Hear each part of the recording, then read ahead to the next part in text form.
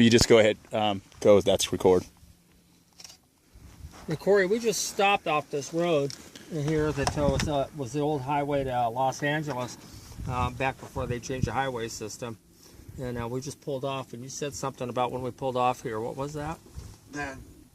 See, normally we would stop right on the edge, but because it's still in a wash, the wash changes, the contour of it changes when the wind blows. But we never drove on here. We always walked.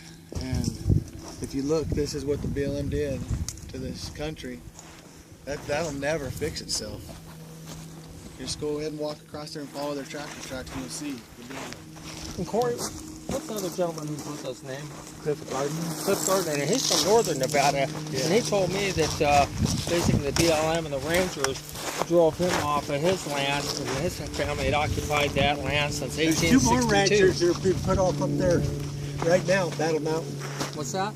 There's 2 more ranch families that have been put off, one last year and one this year at Battle Mountain. And tell me a little bit about that story of your family up in northern Nevada, where that is, and how long your family has been on that ranch. Well, we've been on it a long time. We've been on it. Since the first land was taken up in 1862, but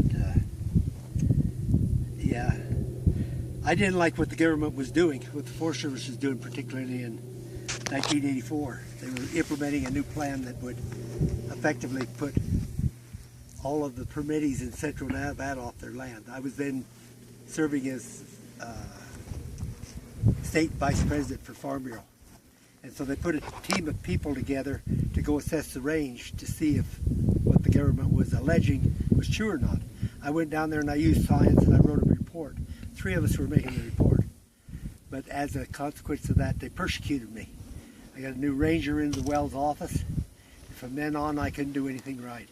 I was down to running less than 10% of the original allotment, and that didn't satisfy him, so pretty soon, after a while, I did like climbing. I put my cattle out there anyway. Now, how many head of cattle had you had in the prime before they started? Historically, we turned out in the spring. Up there, we don't run year-round. And historically, in the spring, we turn out 609 head of cattle.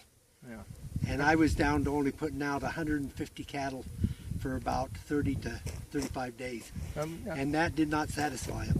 Yeah, the cattle and that you put out. Now, what were those cattle? What did you do with those cattle when they were harvested? What did they provide to Americans? Well, red meat, lots of red meat. Right, I mean, hamburgers. That's what America's been about. With the freedom we've had, people are free to produce and design and invent, and that's what made America the healthiest, wealthiest nation, freest nation on earth, was all the freedoms. And now